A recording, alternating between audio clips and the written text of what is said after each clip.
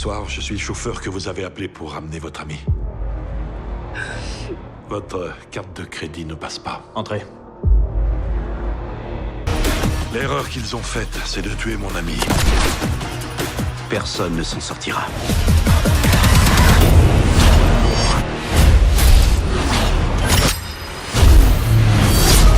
On doit tous expier nos fautes.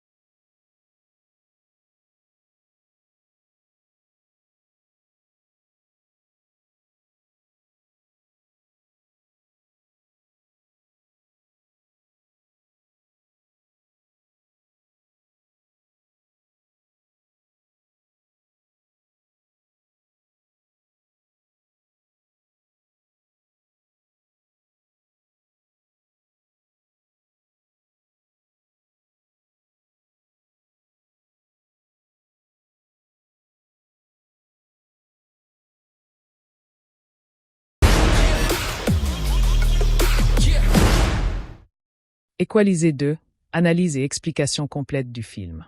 Le film Equalisé 2 constitue un chapitre approfondi dans la saga de Robert McCall, personnage interprété avec une maîtrise silencieuse par Denzel Washington. Ces analyses et explications se proposent de détailler les multiples strates narratives, thématiques et stylistiques de cette œuvre. La suite reprend le cadre établi par le premier opus mais opère un recentrage marqué sur la psyché du héros, transformant ce qui pourrait n'être qu'un simple thriller d'action en une méditation sombre sur les conséquences du passé et les limites de la justice personnelle. La première scène, dans le train entre Istanbul et Izmir, plante immédiatement le décor moral et méthodologique de McCall. Il ne se contente pas d'administrer une brutale correction. Il instaure un dialogue, expose les faits, et donne une chance de rédemption avant d'agir. Cette scène fondatrice rappelle que McCall est avant tout un correcteur, un rétablisseur d'équilibre, dont la violence, bien que spectaculaire, n'est jamais gratuite mais procédurale. Elle établit aussi un contraste saisissant avec la vie qu'il mène à Boston, où il est un chauffeur VTC discret et observateur. Son appartement modeste, son emploi de service, ses routines minutieuses, le pliage du serviette au restaurant, le rangement méticuleux, dépeignent un homme cherchant l'ordre et le contrôle dans un microcosme, peut-être pour compenser le chaos qu'il a connu et qu'il provoque par ailleurs. Ces moments de calme, où il lit, discute avec ses collègues ou s'attelle à la peinture de son immeuble, sont essentiels pour humaniser un personnage aux capacités surhumaines.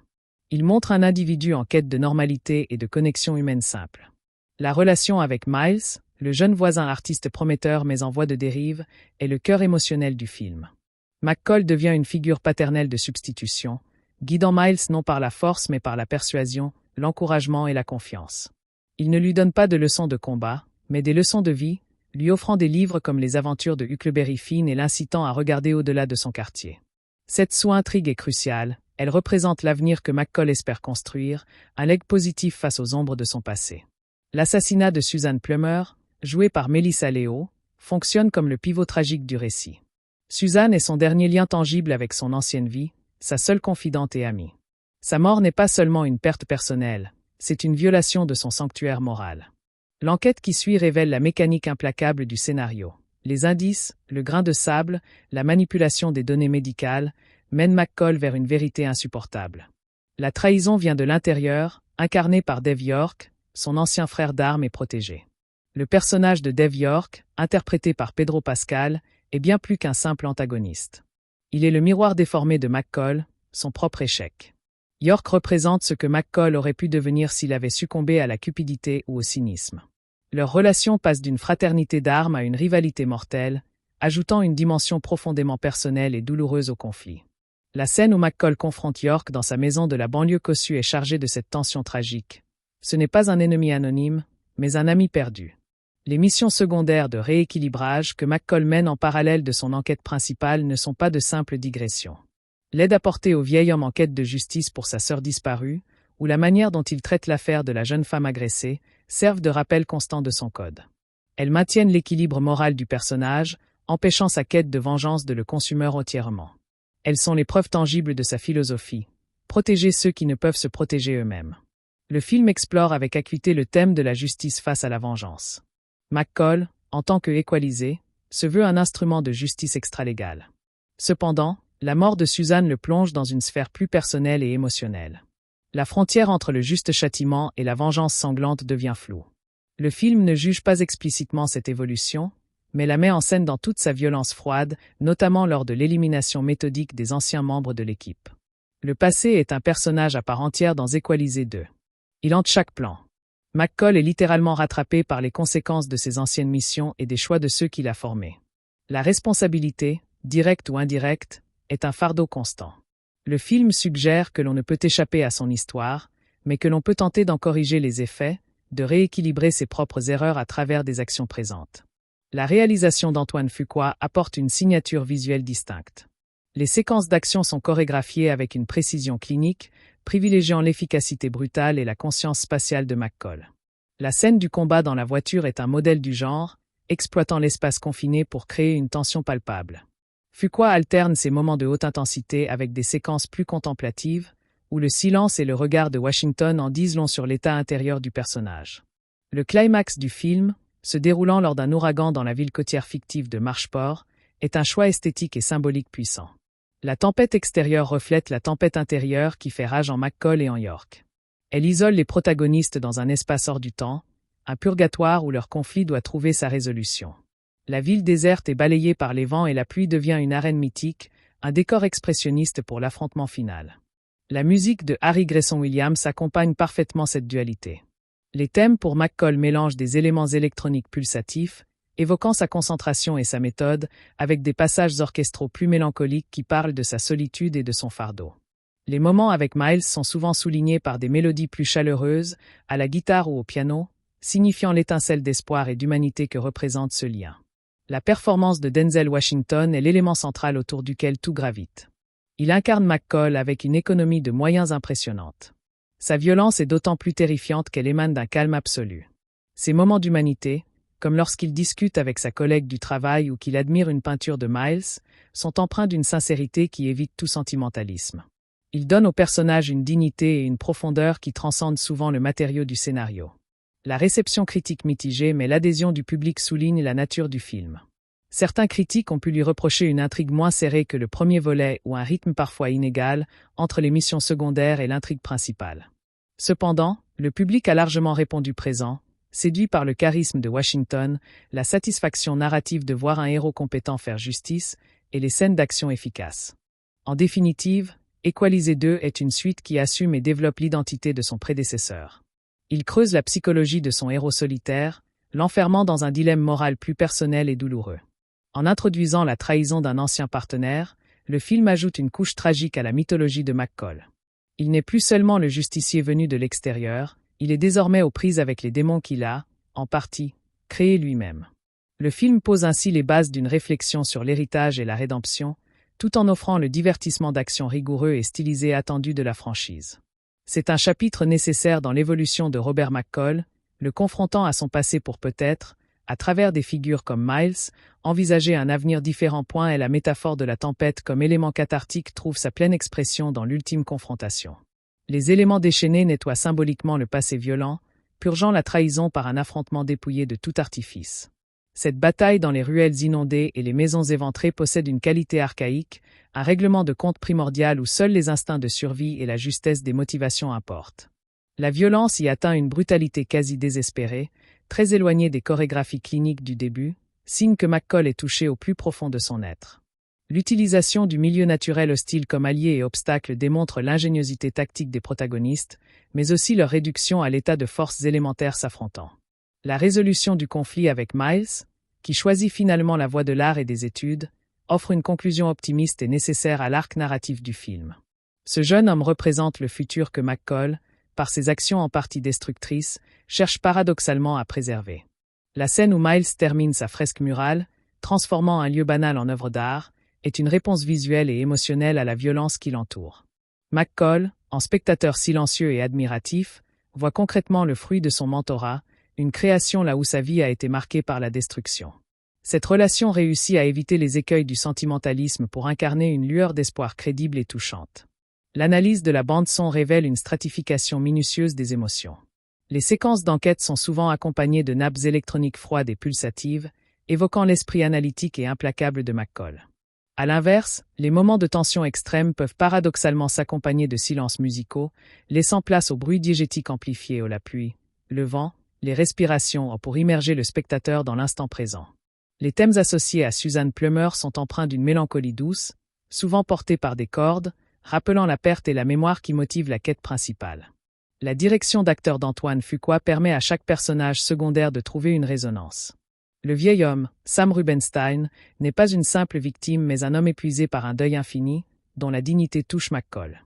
Le livreur Brian Plummer, mari de Suzanne, incarne une autre forme de douleur, plus contenue et résignée, contrastant avec la colère active du héros.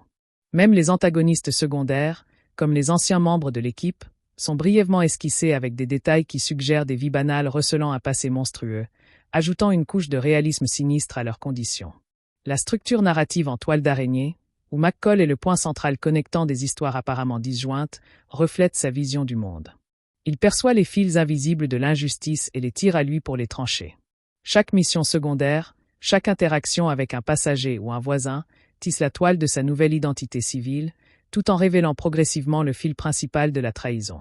Cette structure évite une linéarité trop simpliste et renforce l'idée que la justice, pour McCall, est un travail constant et multidirectionnel.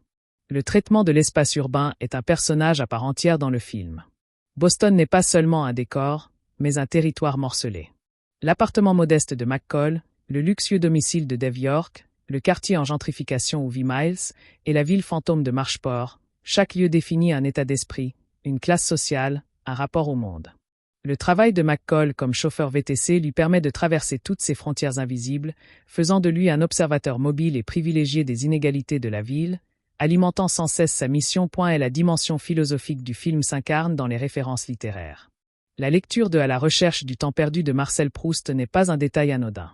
Elle lie McCall à une quête de la mémoire, du temps perdu et de la rédemption par la remémoration. Face à un passé violent qui le rattrape, il se confronte aussi à l'idée de la mémoire subjective et de la possibilité de donner un sens rétrospectif à une vie. Cette élégance intellectuelle crée un contraste saisissant avec sa brutalité physique, complétant le portrait d'un homme aux facettes multiples et apparemment contradictoires. L'évolution du costume de McCall est un marqueur subtil de son parcours émotionnel. Dans sa vie quotidienne, il porte des vêtements de travail simples, fonctionnels, effaçant sa présence. Lors de ses missions de rééquilibrage, il adopte souvent des tenues sombres et neutres, des uniformes de l'ombre. Dans la séquence finale, face à York, il est vêtu d'un simple t-shirt, dépouillé de toute protection symbolique, confronté à son ancien partenaire dans une nudité quasi charnelle, accentuant la dimension personnelle et brutale de l'affrontement. Le film interroge également les limites de la loyauté. La loyauté de McCall envers la mémoire de Suzanne et envers son propre code est absolue, inflexible. Celle de Dave York, en revanche, a été monnayée, transférée de la fraternité d'armes à l'appât du gain. Le conflit devient donc un choc entre deux conceptions irréconciliables de la fidélité. La tragédie réside dans le fait que cette fracture naît d'un terreau commun, d'un passé partagé où leurs valeurs étaient alignées, rendant la trahison d'autant plus amère et profonde. Et la mise en scène des séquences d'action privilégie la clarté géographique et la conséquence physique. Les coups portés ont du poids, les blessures ont un impact sur les mouvements des personnages. Il n'y a pas de sursaut héroïque invraisemblable, mais une logique implacable où la préparation, l'analyse de l'environnement et l'exploitation des faiblesses de l'adversaire mènent à la victoire. Cette approche réaliste dans la chorégraphie renforce la crédibilité de McCall en tant qu'ancien agent des forces spéciales et ancre le film dans un registre plus brutal et moins stylisé que d'autres franchises du genre. Et la relation entre McCall et Dave York est d'autant plus poignante qu'elle est montrée à travers le prisme des souvenirs. Les flashbacks, bien qu'utilisés avec parcimonie, montrent une équipe soudée, une confiance mutuelle absolue. Cette confiance trahie est la blessure originelle que le film explore. York n'est pas un méchant caricatural. Son argumentation, basée sur la monétisation de leurs compétences et un certain cynisme acquis, possède une logique perverse qui rend le personnage plus complexe et intéressant qu'un simple traître. Le thème de la rédemption est central mais jamais explicité de manière simpliste. McCall ne cherche pas l'absolution par la prière ou la confession, mais par l'action concrète. Chaque personne aidée, chaque injustice corrigée, est une pierre ajoutée à un édifice de rachat personnel. Cependant, le film laisse planer le doute. Cette quête est-elle vouée à l'échec, étant donné que la violence appelle la violence? La fin, avec McCall retournant à sa vie discrète mais toujours vigilant, suggère un cheminement perpétuel plutôt qu'une destination. La photographie, signée Oliver Wood, utilise une palette de couleurs distinctes pour séparer les mondes. Les intérieurs chaleureux de l'appartement de McCall, les tons neutres de la ville sous la pluie, et les teintes bleutées et désaturées de la séquence finale de l'ouragan créent une progression visuelle qui accompagne l'évolution dramatique. La lumière est souvent naturelle, dure, créant des contrastes marqués qui soulignent la dualité du héros et la noirceur des situations. Le personnage de Robert McCall, tel qu'incarné par Washington, fonctionne comme une figure mythologique contemporaine. Le chevalier errant en veste à capuche. Il vit en marge de la société, suit un code strict et intervient là où les institutions échouent. Le film joue avec cette mythologie en l'ancrant dans un réalisme urbain et social palpable. Son véhicule de chauffeur est sa monture moderne, son téléphone dédié aux demandes d'aide est l'équivalent de l'appel à l'aide du villageois, et son implication avec Miles est la quête d'un écuyer à qui transmettre des valeurs, sinon des méthodes. La construction du suspense repose moins sur des twists spectaculaires que sur une enquête méticuleuse et la tension dramatique de la relation entre McCall et York. Le spectateur découvre la vérité en même temps que McCall, partageant son incrédulité et sa colère froide. Les scènes où les deux hommes se parlent au téléphone ou se font face avant l'explosion finale sont chargées d'une tension palpable, car tout a déjà été dit. Seul l'affrontement physique peut désormais régler leurs différends. La mort de Susan Plummer est d'autant plus efficace dramatiquement qu'elle survient alors que son personnage était en pleine investigation, active et compétente. Elle n'est pas une victime passive, mais un agent dont la compétence a été surpassée par la perfidie de l'ennemi. Cela renforce la motivation de McCall et rend l'enjeu plus personnel, venger non pas une faible, mais une égale, trahie dans l'exercice de son devoir. Sa mort signe aussi la fin définitive de l'ancienne vie de McCall, le coupant de son dernier lien avec la DIA. Le film propose une réflexion intéressante sur le vieillissement et la pertinence des compétences. McCall n'est plus un jeune homme, mais son expérience et sa méthode compensent largement une éventuelle perte de vitesse physique. Il utilise son cerveau avant ses points, l'observation avant l'action. Dave York, en comparaison, semble avoir opté pour une voie nécessitant moins de vertu mais plus de confort, symbolisant peut-être une autre forme de déclin, moral celui-là. Leur affrontement est aussi un choc entre deux modèles de vieillissement pour des hommes d'action. La dimension politique du film est en filigrane, jamais assénée. Les injustices que McCall corrige sont souvent liées à des dysfonctionnements sociaux. Un système juridique défaillant, des agressions non punies, l'exploitation des plus faibles. Il agit comme un correcteur des carences de l'État. Cependant, le film évite soigneusement tout manichéisme politique, le mal principal vient non pas d'un système abstrait, mais d'individus corrompus issus des mêmes institutions qui sont censés protéger, ajoutant une couche de cynisme lucide. Le montage, particulièrement dans les scènes d'action, sert la lisibilité et l'impact. Les plans sont suffisamment longs pour que le spectateur comprenne l'action dans l'espace, mais assez dynamiques pour maintenir un rythme tendu. Les ellipses sont utilisées avec intelligence, notamment pour montrer l'efficacité de McCall. On le voit préparer une action, puis on en découvre le résultat, laissant à l'imagination le soin de combler les vides, ce qui renforce son aura de compétence quasi surnaturelle. La scène où McCall confronte les agresseurs de la jeune femme dans leur appartement est un microcosme de sa méthode. Il commence par un dialogue calme, offrant une chance de rédemption par la confession. Face à leur arrogance et leur refus, il passe à l'action avec une rapidité foudroyante, utilisant l'environnement immédiat, un livre, un réfrigérateur, comme arme. La scène se termine non par une mort, mais par une leçon administrée et une réparation exigée, les économies volées. C'est l'archétype de la mission de l'équaliser. Le choix de Denzel Washington pour ce rôle est fondamental. L'acteur apporte une autorité naturelle et une gravité qui empêche le personnage de tomber dans la caricature du super-héros vengeur. Sa capacité à communiquer une tempête intérieure par le plus infime regard, un léger tic ou un silence donne à McCall une profondeur psychologique rare dans le genre. Il est crédible à la fois en intellectuel solitaire et en machine à tuer, fusionnant ces deux aspects en un tout cohérent et fascinant. Le traitement du temps dans le film est également remarquable. Le récit prend son temps pour établir la routine de McCall, ses petites habitudes, son environnement.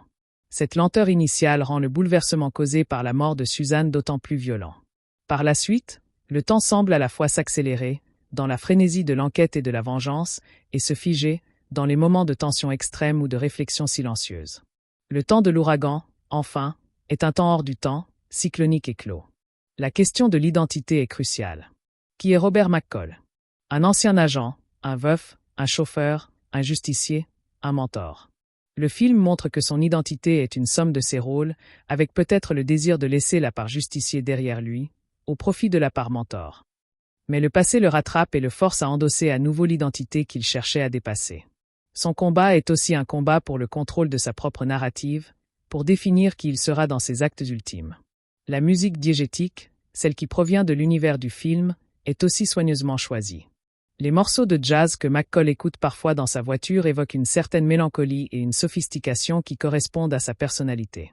Le silence, souvent, est tout aussi éloquent, notamment dans la scène où il regarde la fresque de Miles, où l'émotion est portée par le jeu d'acteur et l'image, sans aucun accompagnement musical superflu. Le film explore la solitude comme condition du héros. McCall est entouré de gens, collègues, voisins, passagers, mais il reste fondamentalement seul, séparé des autres par son savoir-faire meurtrier et le poids de ses secrets. Ses seules véritables connexions, Suzanne et Miles, sont l'une brisée, l'autre à protéger en maintenant une certaine distance. Cette solitude n'est pas présentée comme glamour, mais comme un fardeau, une conséquence inévitable de sa trajectoire de vie et de ses choix moraux. La notion de maison est un leitmotiv important. McCall n'a pas de maison au sens traditionnel, son appartement est un lieu fonctionnel, presque un camp de base. Dave York, lui, possède une belle maison de banlieue, symbole du confort acquis par la trahison. La maison de Suzanne et Brian est un foyer chaleureux, désormais endeuillé. La ville de Marchport, avec ses maisons vides et détruites par la tempête, est l'antithèse du foyer. McCall erre entre ces espaces, sans jamais vraiment en habiter un pleinement, en éternel nomade. La performance de Pedro Pascal en Dave York mérite une attention particulière. Il joue la trahison non avec une grandiloquence méchante, mais avec une froideur résignée et une pointe de regret amer.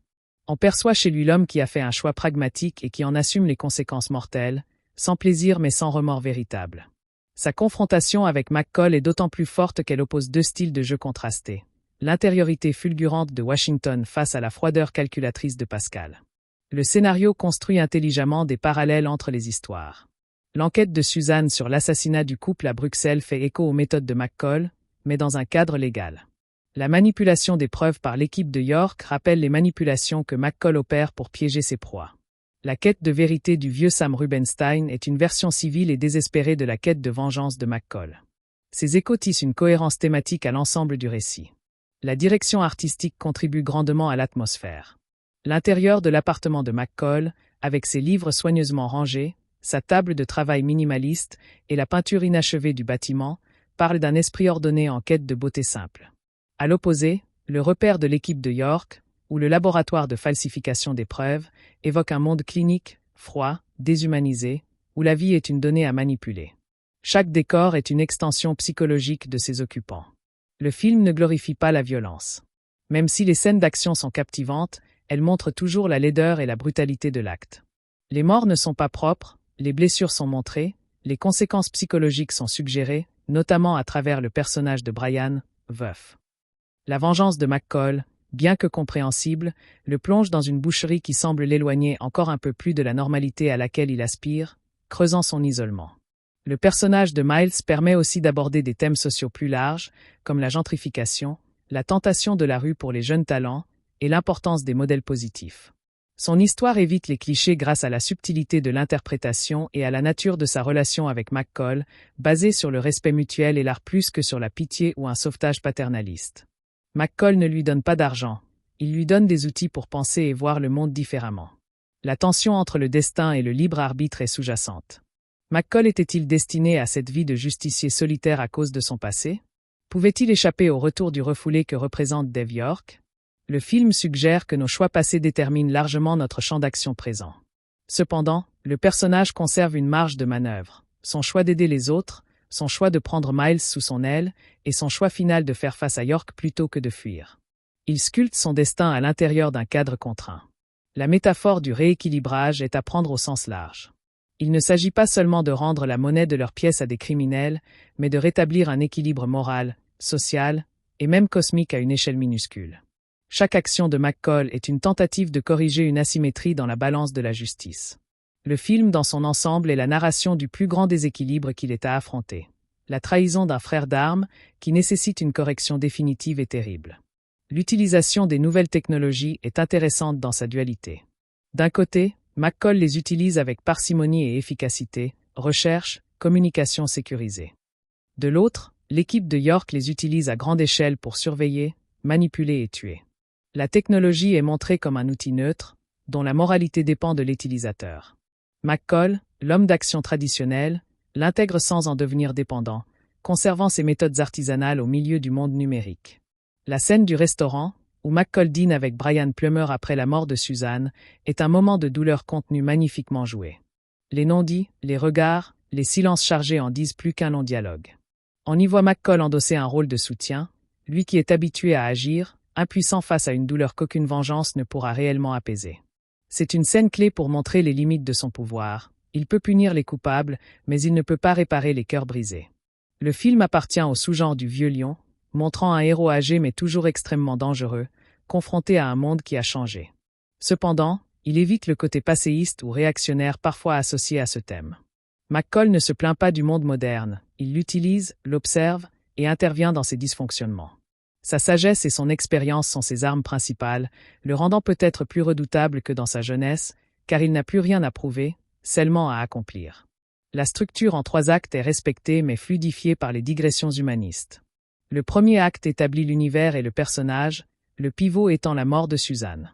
Le second acte est l'enquête et la découverte de la trahison, entrecoupée des missions secondaires.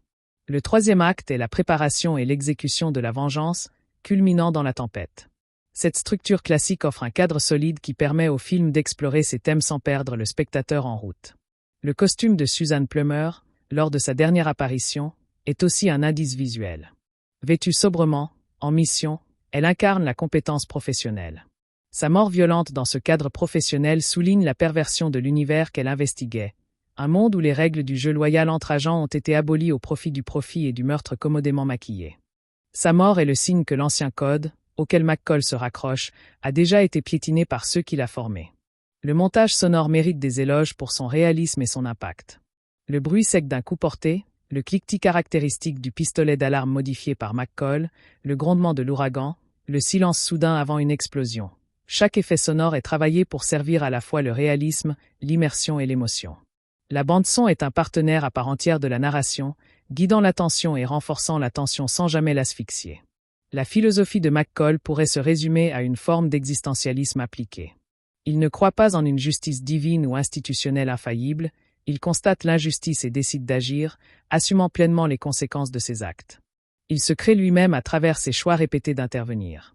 Sa célèbre habitude de donner un temps limite à ses adversaires, combien de temps, est la matérialisation de cette philosophie. Il offre un choix, et c'est la réponse de l'autre qui déterminera son action, et donc son être.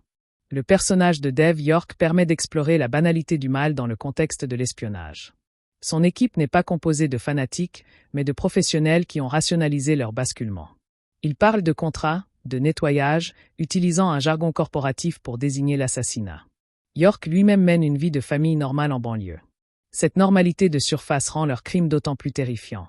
La trahison et le meurtre sont devenus un boulot, une option de carrière. La relation entre McCall et son supérieur, résolue par téléphone, montre qu'il reste des gens intègres dans le système, mais aussi les limites de leur action.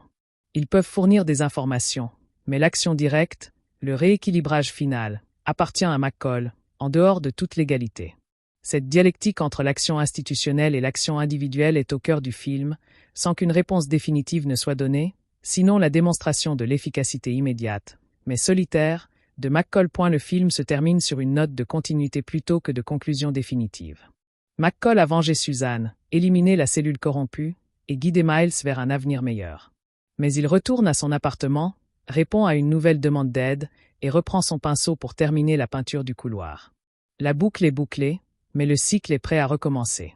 Il a rétabli un équilibre, temporairement. Cette fin ouverte est fidèle à la nature du personnage. Sa mission n'a pas de fin, seul le champ de bataille change. En définitive, Equalizer 2 se révèle bien plus qu'une suite fonctionnelle. C'est une étude de caractère approfondie, un thriller moral qui utilise les codes du genre d'action pour interroger la loyauté, la rédemption et le poids du passé. Porté par une performance magistrale de Denzel Washington et une réalisation sur d'Antoine Fuqua, le film creuse le sillon du premier volet en y ajoutant une dimension tragique et personnelle qui résonne longtemps après le crédit final. Il affirme que, dans un monde déséquilibré, l'action individuelle, bien que lourde de conséquences, reste parfois le seul rempart contre l'injustice la plus cynique. Et la confrontation finale dans la tempête dévoile une violence archaïque et purificatrice, loin des combats méthodiques initiaux. L'ouragan agit comme un grand nettoyage symbolique, lavant la trahison dans une eau salée et un vent furieux. McCall et York se retrouvent réduits à leur plus simple expression, deux forces élémentaires s'affrontant dans un décor apocalyptique. Cette séquence évoque les duels légendaires, où les éléments naturels reflètent la fureur des protagonistes. La maison dévastée devient l'arène ultime de leur conflit personnel, chaque pièce transformée en champ de bataille improvisé. La violence y est désespérée, animale, montrant deux hommes dépouillés de toute façade. L'utilisation stratégique de l'environnement inondé révèle leur ingéniosité identique mais au service de causes opposées. Les éclairs déchirant le ciel illuminent par instants cette lutte mortelle, comme des flashs photographiant l'instant fatal. Le grondement constant du vent couvre les cris, rendant le combat encore plus intime et oppressant. Cette tempête extérieure matérialise parfaitement la tempête intérieure qui a consumé McCall depuis la mort de Suzanne. La résolution physique de leur conflit semble inévitable, seule capable d'apaiser cette turbulence émotionnelle et morale. La fin de cet affrontement laisse le héros épuisé, trempé, mais ayant traversé la tourmente. Il sort de l'eau comme renaissant, ayant expié par la lutte la douleur de la trahison. Cette séquence reste l'un des sommets visuels et dramatiques du film. L'arc de Miles Whittaker incarne l'espoir et la possibilité d'un cycle vertueux dans un univers marqué par la violence. Ce jeune artiste talentueux mais en dérive représente le futur que McCall, paradoxalement, protège par ses actions destructrices. Leur relation évolue d'une simple bienveillance de voisinage à un mentorat profond et structurant. McCall ne lui apprend pas à se battre, mais à voir, à penser, à persévérer, lui offrant des livres plutôt que des armes. La scène où Miles termine sa fresque murale est un moment charnière, la transformation d'un mur de briques anonymes en une œuvre vibrante de vie et de couleurs. McCall, observateur silencieux, contemple le fruit concret de son investissement, une création là où sa propre vie a été marquée par la destruction.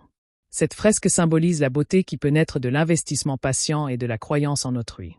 Miles évite les pièges de la rue non par la peur, mais parce qu'on lui a ouvert un horizon plus vaste. Son choix final de partir étudier l'art est une victoire non violente, contrastant fortement avec les autres résolutions du film. Il devient la preuve vivante que McCall peut laisser un héritage positif, rédempteur.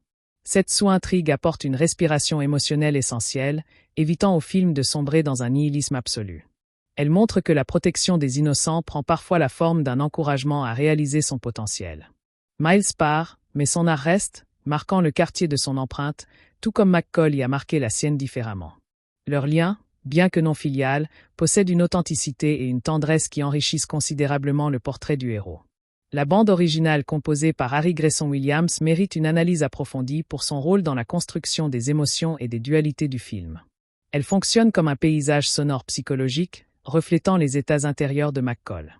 Les thèmes associés à ces moments d'action sont souvent construits sur des nappes électroniques basses et pulsatives, suggérant une concentration implacable, une mécanique de précision en marche. Pour les scènes de vengeance et d'enquête, les cordes graves et les percussions sourdes créent une tension inquiète, une menace latente. À l'inverse, les rares moments de paix ou de connexion humaine, notamment avec Miles, s'accompagnent de mélodies plus chaleureuses, souvent portées par le piano ou des instruments à cordes douces, évoquant une nostalgie et une humanité préservée. Les scènes impliquant Suzanne sont empreintes d'une mélancolie tendre, un thème qui devient par la suite un leitmotiv du deuil et de la motivation. Pendant la séquence finale de l'ouragan, la musique se fond avec les éléments déchaînés, devenant plus atmosphérique et chaotique, épousant le désordre de la confrontation.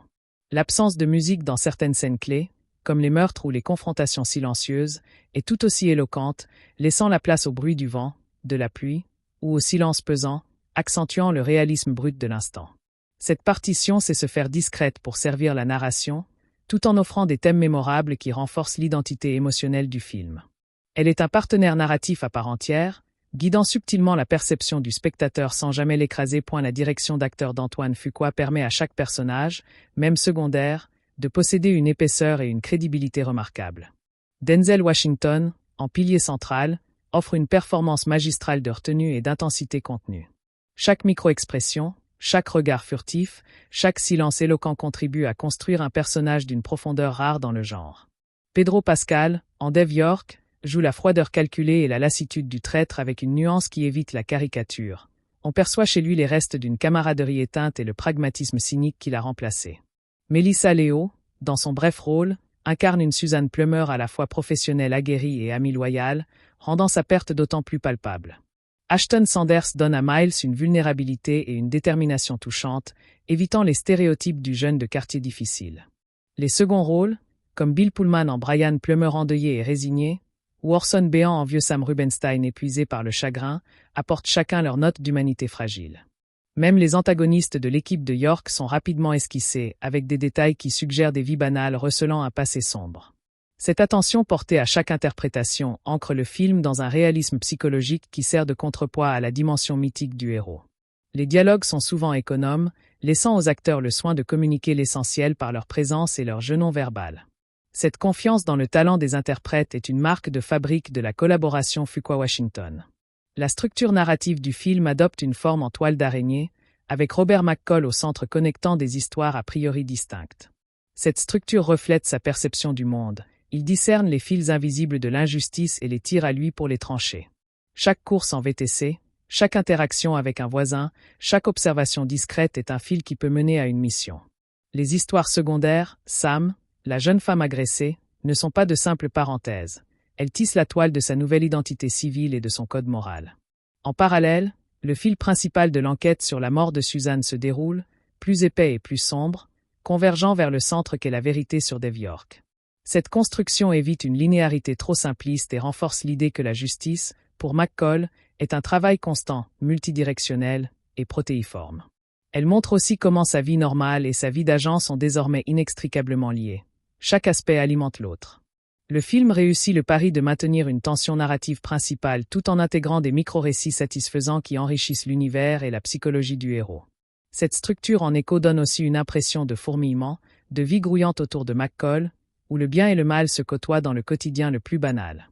C'est dans ce tissu urbain complexe qu'il opère, corrigeant un déséquilibre local avant de s'attaquer à la faille béante que représente la trahison de York. La représentation de l'espace urbain dans Equalisé 2 est particulièrement signifiante et fonctionne comme un véritable personnage. Boston et ses environs sont dépeints non comme un décor uniforme, mais comme une mosaïque de territoires sociaux et psychologiques. L'appartement modeste et fonctionnel de McCall dans un immeuble anonyme reflète son désir de discrétion et son renoncement aux signes extérieurs de richesse. Le quartier en pleine gentrification où vit Miles, avec ses contrastes entre anciens habitants et nouveaux arrivants, symbolise les tensions sociales et les possibilités de renaissance. La luxueuse maison de banlieue de Dave York est l'incarnation du confort matériel acquis par la trahison, un cocon doré mais vide de sens moral. Le siège clinique et froid de l'équipe de York représente l'univers déshumanisé du renseignement mercenaire. Enfin, la ville côtière de Marshport, déserte et ravagée par l'ouragan, devient une arène mythique hors du temps, un non-lieu purgatorial. Le travail de McCall comme chauffeur VTC lui permet de traverser toutes ces frontières invisibles, faisant de lui un nomade observateur des fractures de la cité. Chaque trajet est une plongée dans un microcosme différent, alimentant sans cesse sa compréhension des injustices et sa motivation à agir. La ville est à la fois son champ d'action et le miroir des déséquilibres qu'il tente de corriger. La dimension philosophique du film est subtilement portée par les références littéraires et les habitudes du personnage principal. La présence du roman de Marcel Proust, À la recherche du temps perdu, sur la table de chevet de McCall n'est pas un accessoire anodin. Elle inscrit le personnage dans une quête de la mémoire, du temps révolu, et de la possibilité de le ressaisir par la remémoration. Face à un passé violent qui le rattrape physiquement, il se confronte aussi intellectuellement à l'idée de la mémoire subjective et de la rédemption par la conscience rétrospective. Cette élégance intellectuelle crée un contraste saisissant et fascinant avec sa capacité de violence extrême. Elle signale que sa lutte n'est pas seulement physique ou morale, mais aussi existentielle, donner un sens à une vie marquée par la perte et la violence. Son rituel du thé, sa minutie dans le pliage de la serviette au restaurant, sont des actes de contrôle et d'ordre qui tentent de contenir le chaos intérieur et extérieur. Ces détails construisent un portrait d'homme complexe, méthodique, en quête de beauté et d'harmonie dans les petites choses, alors même qu'il évolue dans un monde brutal. Il suggère une discipline mentale absolue, où l'ordre du quotidien est le pendant nécessaire à la violence du rééquilibrage.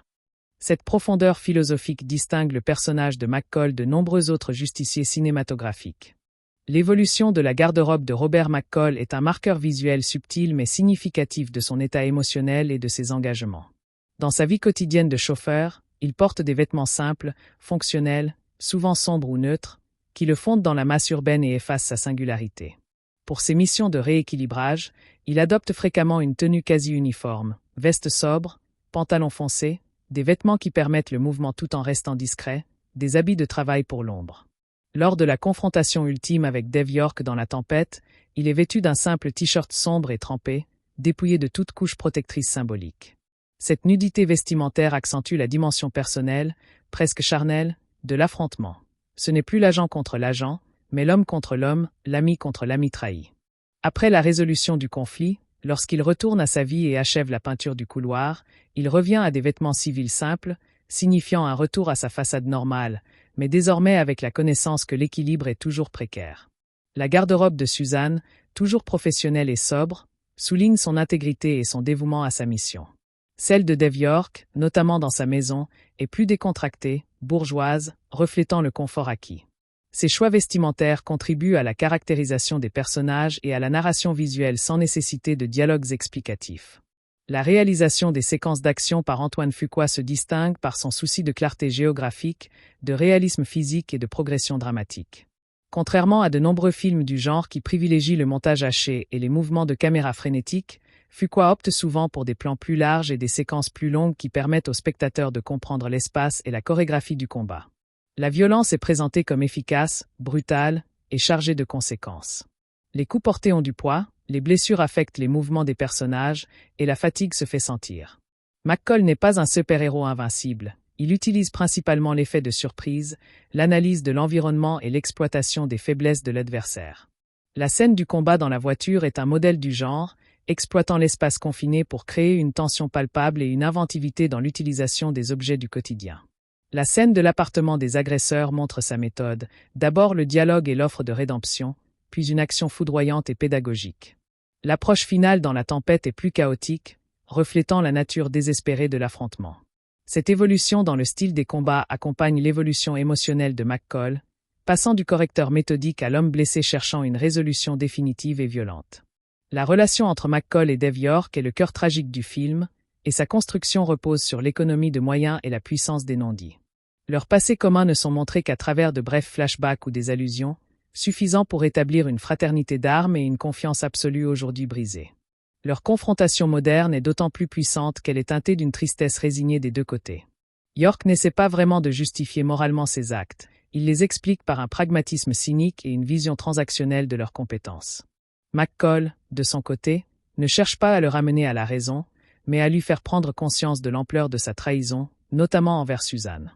Les scènes où il communique à distance, avant la confrontation finale, sont chargées d'une tension terrible, car tout a déjà été dit, seul l'acte final reste. Le fait que York soit, d'une certaine manière, une création de McCall, son ancien protégé, ajoute une couche de culpabilité et de responsabilité à la quête de vengeance. Leur duel n'est donc pas seulement un affrontement entre le bien et le mal, mais un règlement de compte entre un mentor et son élève déchu, entre deux chemins qui ont divergé à partir d'un même point de départ. Cette dimension donne à l'antagoniste une profondeur qui le rend plus intéressant qu'un simple méchant. Le thème de la rédemption est traité avec nuance tout au long du récit, évitant les résolutions faciles ou moralisatrices. Robert McCall ne cherche pas l'absolution par la parole, la religion ou un sacrifice final. Sa rédemption, s'il en est une, est active, cumulative et peut-être sans fin. Elle passe par des actes concrets de protection et de correction, chaque personne aidée étant une tentative de racheter les vies qu'il a prises dans son passé. Cependant, le film ne prétend pas que ses bonnes actions effacent les violences passées ou présentes. Il semble plutôt suggérer un équilibre, un rééquilibrage personnel. Contre le poids de la mort qu'il a donné et provoqué, il oppose le poids des vies qu'il sauve, protège ou oriente. Sa relation avec Miles est la forme la plus pure de cette quête. Transmettre quelque chose de positif, guider sans contraindre, offrir un avenir différent. La fin du film, où il retourne à sa routine tout en restant disponible pour aider, indique que cette quête est un processus continu, une partie intégrante de son identité. Il ne sera probablement jamais racheté au sens traditionnel, mais il peut choisir la direction de ses actions présentes et futures, cherchant à laisser derrière lui plus de lumière que d'ombre. Cette vision de la rédemption est à la fois modeste et exigeante, parfaitement en phase avec le caractère du personnage. La photographie d'Oliver Wood joue un rôle crucial dans l'établissement de l'atmosphère et la transmission des émotions. Le film utilise une palette de couleurs évolutives qui suit le parcours dramatique. Les séquences de la vie quotidienne à Boston présentent souvent des tons naturels, parfois gris et pluvieux, ancrant l'histoire dans un réalisme urbain mélancolique. Les intérieurs, comme l'appartement de McCall, sont éclairés par une lumière chaude et tamisée, créant des îlots de calme et d'ordre. À l'inverse, les scènes impliquant l'équipe de York ou les flashbacks opérationnels peuvent avoir une lumière plus froide, plus clinique. L'apogée de ce travail chromatique est évidemment la séquence de l'ouragan à Marchport. La palette se désature, les bleus, les gris et les verts sombres dominent, noyant la ville dans une atmosphère fantomatique et expressionniste. Les éclairs fournissent des éclats de lumière violents et fugaces, découpant les silhouettes des personnages de manière dramatique. La pluie battante et les embruns créent une texture visuelle palpable, renforçant l'immersion. La composition des plans est souvent soignée, avec McCall fréquemment placé en décalage, en observateur, ou dans des cadres qui soulignent sa solitude ou sa détermination. Le travail de la caméra, tantôt stable et observatrice, tantôt plus dynamique lors de l'action, sert toujours l'intention narrative et émotionnelle de la scène. Le personnage de Robert McCall, dans cet opus, s'inscrit dans la lignée des figures mythologiques du justicier solitaire, tout en étant profondément ancré dans une humanité contemporaine. Il est l'archétype du chevalier errant moderne, roulant dans sa voiture de fonction plutôt que sur un destrier, et répondant à des appels à l'aide via un livre d'or plutôt qu'à des suppliques de villageois. Son code moral strict, sa vie en marge de la société, et sa volonté d'intervenir là où les institutions échouent, en font une figure romantique et tragique. Cependant, le film prend soin de humaniser ce mythe. Sa solitude est présentée comme un fardeau, non comme un choix glamour. Ses compétences sont le fruit d'un entraînement et d'un passé douloureux, non de super-pouvoirs. Il éprouve de la fatigue, du chagrin, et cherche une connexion humaine simple. Cette dualité entre le mythe et l'homme est la clé de la réussite du personnage. Il est à la fois l'équalisé, une force quasi impersonnelle de correction, et Robert, le voisin discret qui peint les murs et s'inquiète pour un adolescent. Le film explore les tensions entre ces deux identités, notamment lorsque son passé de mythe vivant, celui qui a formé Dave York, vient détruire son présent d'homme cherchant la paix. Cette richesse en fait un personnage cinématographique bien plus captivant qu'un simple héros d'action. La construction du suspense dans Equalizer 2 repose davantage sur l'enquête méthodique, la tension dramatique des relations et la menace latente que sur des rebondissements spectaculaires. Le spectateur suit McCall pas à pas dans son investigation, partageant ses découvertes, ses déductions, comme l'analyse du grain de sable ou la falsification des dossiers médicaux. Le véritable suspense naît de la révélation progressive de l'identité des traîtres et de la nature personnelle de la trahison. Les scènes où McCall et York interagissent, surtout une fois la vérité connue, sont électrisantes car sous le dialogue courtois ou froid perce la menace de mort imminente. Le film cultive aussi un suspense situationnel lors des missions secondaires. Comment McCall va-t-il résoudre cette situation? Va-t-il utiliser la violence ou la persuasion? La séquence de la tempête génère un suspense physique et environnemental intense, où la menace vient autant de l'adversaire que des éléments déchaînés. Cette approche multiforme du suspense maintient l'intérêt du spectateur tout au long du récit, sans avoir recours à des artifices narratifs grossiers. Elle est servie par un rythme maîtrisé qui alterne les moments de calme investigatif, les pointes d'action localisées, et l'explosion finale, créant une respiration narrative efficace. La mort de Suzanne Plummer est un pivot narratif d'autant plus puissant que son personnage est brièvement mais efficacement établi. Elle n'est pas une simple figure sacrificielle pour motiver le héros. Les quelques scènes la montrant en action à Bruxelles la dépeignent comme une professionnelle compétente, perspicace et intègre, une égale à McCall dans le monde du renseignement légal. Son assassinat est d'autant plus odieux qu'il frappe non une innocente sans défense, mais une agente en plein travail, trahie par les mêmes mécanismes qu'elle enquêtait. Cela rend la motivation de McCall plus complexe. Il ne venge pas seulement une amie, mais un symbole de l'intégrité professionnelle bafouée, une collègue tombée sur la brèche. Son deuil est partagé avec Brian, son mari, et cette douleur commune crée un lien supplémentaire qui humanise McCall, le montrant partageant une peine qu'il ne peut corriger par la violence. La quête pour retrouver ses meurtriers devient une mission visant à restaurer un semblant d'ordre et de justice dans un monde où même les règles non écrites de la loyauté entre agents ont été piétinées. Suzanne représente le dernier pont entre McCall et son ancienne vie légitime, et la destruction de ce pont le plonge définitivement dans son rôle de justicier extralégal, avec la conscience aiguë que le système qu'il servait est profondément corrompu de l'intérieur. Le film aborde avec subtilité la question du vieillissement et de la place de l'homme d'action dans un monde en mutation. Robert McCall n'est pas un jeune premier. Ses cheveux grisonnants, son visage marqué parlent d'une vie d'expérience et de perte. Cependant, le film ne présente pas cela comme un handicap, mais comme une forme de supériorité. Son atout principal n'est plus sa force physique pure, mais sa patience, son expérience, son analyse, sa capacité à anticiper. Il utilise son cerveau comme arme première. Face à lui, Dave York représente peut-être une autre forme de déclin. Celui de l'idéalisme et de l'éthique, remplacé par le cynisme et la recherche du confort matériel. Leur affrontement est donc aussi un choc entre deux modèles de maturité. McCall a canalisé ses compétences vers un but qu'il estime juste, même en marge de la loi. York les a monnayés, choisissant la voie apparemment plus facile et lucrative. Le film suggère que l'âge apporte la clarté des choix et la responsabilité de ses actes passés. McCall assume entièrement les siens, y compris la responsabilité d'avoir formé York, et en tire les conséquences jusqu'au bout. Cette réflexion sur l'âge ajoute une gravité supplémentaire au récit d'action. La dimension politique et sociale du film est toujours présente en arrière-plan, sans jamais devenir un pamphlet. Les injustices que McCall corrige sont le reflet de dysfonctionnements sociétaux concrets. Un système judiciaire qui échoue à rendre justice à un vieil homme, l'impunité relative de violences sexuelles, l'exploitation économique des plus faibles. Il agit comme un correcteur des carences de l'État et du contrat social.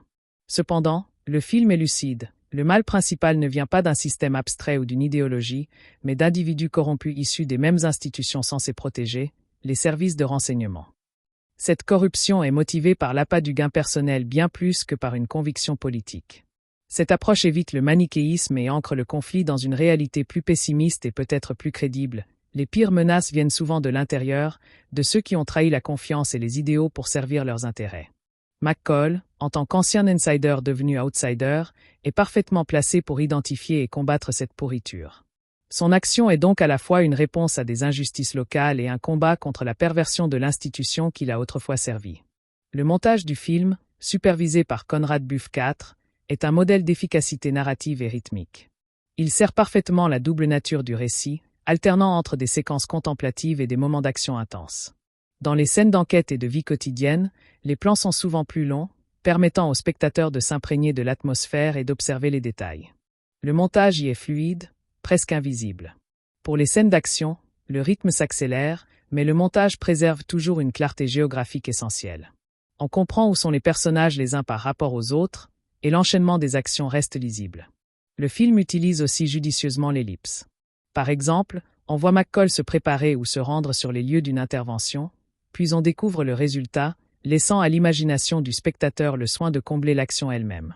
Ce procédé renforce l'aura de compétence et d'efficacité du héros.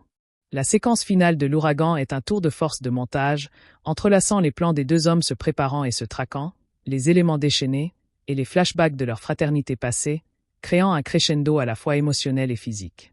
Le montage participe ainsi activement à la construction de la tension et à la caractérisation du personnage principal. Et la scène de l'intervention de McCall dans l'appartement des agresseurs de la jeune femme est un parfait exemple condensé de sa philosophie et de sa méthode.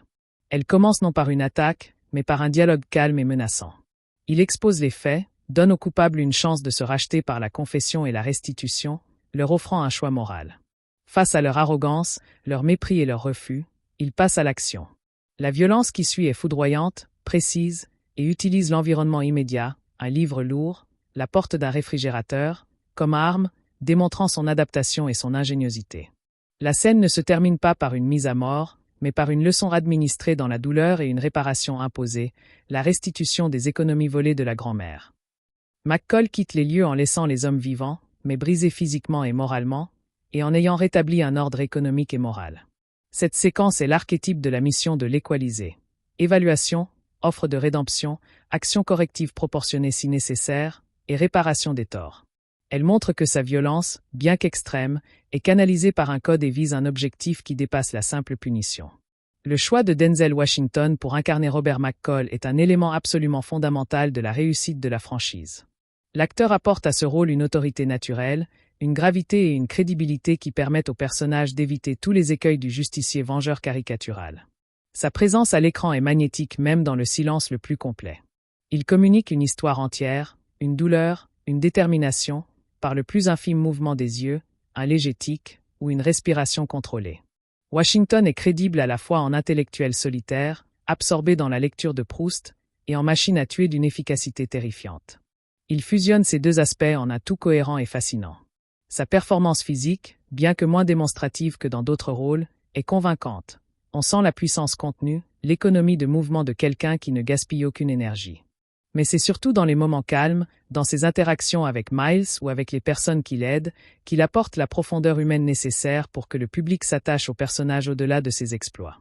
Il fait de McCall un homme fatigué mais déterminé, bon sans être gentil, violent sans être cruel, un paradoxe vivant rendu absolument crédible par le jeu de l'acteur. Le traitement du temps dans la narration est un aspect remarquable du film. Le premier acte prend son temps pour établir la routine de McCall, ses petites habitudes, son environnement de travail, ses relations de voisinage. Cette lenteur initiale, ce temps réel, rend le choc de la mort de Suzanne et l'accélération subséquente d'autant plus violent. Une fois l'enquête lancée, le temps narratif semble à la fois s'accélérer, dans la frénésie de la traque et des découvertes, et se figer dans les moments de tension extrême ou de réflexion silencieuse, comme la scène du restaurant avec Brian. Le temps de la préparation de la vengeance est méthodique, presque rituel, montrant McCall rassemblant ses outils et ses informations avec une précision d'horloger. Enfin, le temps de la confrontation finale à Marchport est un temps hors du temps, cyclonique et clos, où les heures semblent se condenser en une éternité de pluie et de violence. Cette manipulation subtile de la perception du temps par le récit renforce l'immersion et épouse le voyage émotionnel du personnage principal, de la routine à la tempête, puis au retour à une routine désormais différente. La question de l'identité est centrale au parcours de Robert McCall dans ce deuxième volet. Qui est-il vraiment? Un ancien agent des forces spéciales? Unbeaufendewil? Un chauffeur VTC discret? Un justicier vigilant? Un mentor pour un jeune artiste? Le film montre que son identité est une somme mouvante de ses rôles, avec peut-être le désir profond de laisser derrière lui l'identité la plus violente, l'équaliser, au profit d'identités plus paisibles, le voisin, le mentor. Cependant, le passé, à travers la trahison de York, le force à endosser à nouveau pleinement l'identité du guerrier, du chasseur. Son combat est donc aussi un combat pour le contrôle de sa propre narrative, pour décider lequel de ses choix aura le dernier mot. La fin suggère qu'il a réussi à intégrer ses identités. Il retourne à sa vie civile, mais garde le téléphone dédié. Il achève la peinture du couloir, un acte ordinaire, mais en ayant régénéré sa mission par l'élimination de la corruption qu'il avait touchée personnellement. Il n'est plus en conflit avec lui-même, ayant accepté que sa nature protéiforme est désormais son unité. Cette quête d'identité résonne avec la célèbre phrase qu'il prononce « Il y a deux sortes de douleurs dans la vie. Celle qui vous blesse et celle qui vous change. » McCall a été blessé, et il a changé, forgeant une identité nouvelle à partir des cicatrices du passé. Et la musique diégétique, c'est-à-dire celle qui provient de l'univers du film, radio, lecteur, est sélectionnée avec soin pour renforcer l'atmosphère et caractériser les personnages. Les morceaux de jazz ou de blues que McCall écoute parfois dans sa voiture évoquent une mélancolie sophistiquée, une réflexivité qui correspond à sa personnalité complexe. Le silence, cependant, est tout aussi important, voire plus. Dans des scènes clés comme celle où il observe la fresque terminée de Miles, ou lors de la confrontation silencieuse avec York avant l'explosion, l'absence de musique laisse toute la place au jeu d'acteur, aux expressions faciales et aux bruits ambiants, créant une tension ou une émotion d'autant plus palpable et authentique. Ce choix reflète la personnalité de McCall, un homme qui maîtrise le silence, qui sait que les mots ne sont pas toujours nécessaires et que la vérité se lit souvent entre les lignes ou dans les regards. L'utilisation parcimonieuse de la musique diégétique renforce aussi le réalisme du film et évite de surdramatiser des moments qui tirent leur puissance de leur simplicité ou de leur brutalité nue. Le film explore la solitude non comme un choix romantique, mais comme la condition inévitable et pesante du héros. McCall est entouré de gens, ses collègues chauffeurs, ses voisins, ses passagers, les commerçants qu'il fréquente. Pourtant, il reste fondamentalement seul, séparé des autres par le poids de ses secrets, l'étendue de ses compétences meurtrières et la violence de son passé. Ses interactions, bien que souvent chaleureuses, gardent une certaine distance. Ses seules véritables connexions profondes sont Suzanne, qui meurt, et Miles, qu'il protège justement en maintenant une certaine distance pour ne pas l'exposer à son monde. Cette solitude n'est pas glorifiée. Elle est montrée comme un fardeau, une conséquence naturelle de sa trajectoire de vie et de ses choix moraux. Elle est palpable dans les scènes où il dîne seul, lit seul, ou observe la ville depuis son appartement. Elle le rend d'autant plus touchant lorsqu'il cherche à créer du lien, comme avec Miles, montrant qu'au-delà du justicier, il reste un homme qui a besoin de connexion humaine. Cette solitude est aussi sa force, elle lui permet d'agir sans attache qui pourrait le retenir ou être utilisée contre lui, mais c'est une force triste, acquise au prix d'un renoncement à une vie normale. Et la trame sonore diégétique, notamment les morceaux de jazz écoutés par McCall, sert de contrepoint à sa vie violente, évoquant une sophistication mélancolique et une profondeur intérieure. Ces choix musicaux créent une aura de réflexivité autour du personnage, suggérant une riche vie intellectuelle en marge de ses actions brutales. Le silence, employé stratégiquement, devient une arme narrative aussi puissante que la musique, laissant l'émotion émerger des performances et des situations brutes. Cette alternance entre son et silence reflète la dualité de McCall, l'homme cultivé et l'homme d'action, coexistant dans un équilibre précaire. Les bruits ambiants à l'appui sur le pare-brise, le ronronnement du moteur, le souffle du vent sont amplifiés dans ces moments de calme, renforçant l'immersion réaliste. La bande-son devient ainsi un personnage à part entière, dessinant les contours émotionnels du récit sans jamais tomber dans le mélodrame. Elle esquisse aussi les frontières entre les mondos que McCall traverse, chaque espace possédant sa signature sonore distinctive. Des rues animées de Boston au silence lourd de la maison de York, l'environnement acoustique sculpte notre perception des enjeux. Dans la séquence de l'ouragan, la musique fusionne avec le hurlement du vent et le crépitement de la pluie, créant une cacophonie angoissante qui submerge le spectateur. Cette approche sensorielle totale démontre la maîtrise de Fuqua dans la construction d'une atmosphère enveloppante et cohérente. L'isolement de McCall n'est pas un simple trait de caractère, mais la conséquence structurelle de son passé et de ses choix. Cette solitude se manifeste physiquement dans ses habitudes. Les repas pris seuls au restaurant, les nuits passées à lire dans son appartement spartiate, les trajets en voiture sans véritable conversation. Pourtant, cet isolement n'est pas misérabiliste, il est présenté comme un état de vigilance permanente, une nécessité pour protéger ceux qui pourraient devenir proches. Sa relation avec Miles est d'autant plus précieuse qu'elle représente une fragile brèche dans cette forteresse de solitude, une connexion authentique qui ne repose pas sur un mensonge. Cette dynamique explore le coût humain de la vie de justicier. La protection des innocents exige souvent le sacrifice de toute vie personnelle normale. La scène où il observe, invisible, Miles peindre sa fresque, résume cette tension entre le désir de connexion et la nécessité de la distance. McCall devient un spectateur bienveillant de la vie des autres, un gardien de l'ombre qui ne peut pleinement partager leur lumière. Cette position tragique est ce qui rend son personnage à la fois admirable et profondément touchant, éloigné de l'archétype du héros triomphant et socialement intégré. Le motif de la maison et du foyer traverse le film comme une interrogation sur l'appartenance et l'identité. L'appartement de McCall, minimaliste et fonctionnel, est un refuge plus qu'un chez-soi, dépourvu des signes d'une vie personnelle riche en dehors de ses livres. Il contraste radicalement avec la maison de banlieue de Dave York, symbole d'un succès matériel acquis par la trahison, un foyer vide de sens moral. La résidence des Plummer incarnait, elle, un foyer chaleureux et conjugal, désormais brisé par le meurtre. Enfin, la ville de Marchport, vidée de ses habitants par la tempête, représente l'antithèse du foyer, un non-lieu désolé où se règle un conflit archaïque. McCall erre entre ces espaces sans jamais véritablement en habiter aucun, en éternel nomade dont la seule véritable maison serait peut-être son code moral, son sens inébranlable de la justice. Cette instabilité géographique reflète son identité flottante, tiraillée entre ses multiples rôles. La fin du film, où il achève de peindre le couloir de son immeuble, peut être lue comme un geste timide d'enracinement, une tentative de marquer un lieu banal de son empreinte et d'y restaurer de la beauté. Il ne construit pas une maison, mais il embellit modestement le lieu qu'il occupe temporairement, acceptant sa condition de passeur plus que de sédentaire. Le scénario construit des parallèles et des échos narratifs qui tissent une cohérence thématique remarquable. L'enquête de Suzanne sur le meurtre d'un couple à Bruxelles fait écho aux propres méthodes d'investigation de McCall, mais dans un cadre institutionnel. La falsification des preuves par l'équipe de York est le reflet perverti des manipulations que McCall opère pour piéger ses cibles. La quête de vérité du vieux Sam Rubenstein est une version civile, désespérée et non violente de la quête de vengeance de McCall. Ces histoires en miroir fonctionnent comme des variations sur les thèmes de la justice, de la vérité et de la réparation. Elles montrent que le besoin de rééquilibrage se manifeste à toutes les échelles, du drame intime au complot international. Cette structure en écho donne au film une richesse et une profondeur qui dépassent le simple récit linéaire de vengeance. Elle suggère un monde où l'injustice est multiforme et où la réponse, bien que personnelle chez McCall, répond à une logique universelle. Le fait que ces histoires secondaires trouvent une résolution, contrairement à celle de Suzanne, offre aussi des points de lumière et de satisfaction narrative dans un parcours globalement sombre. La direction artistique et le design des décors contribuent de manière essentielle à la caractérisation des personnages et à l'atmosphère générale.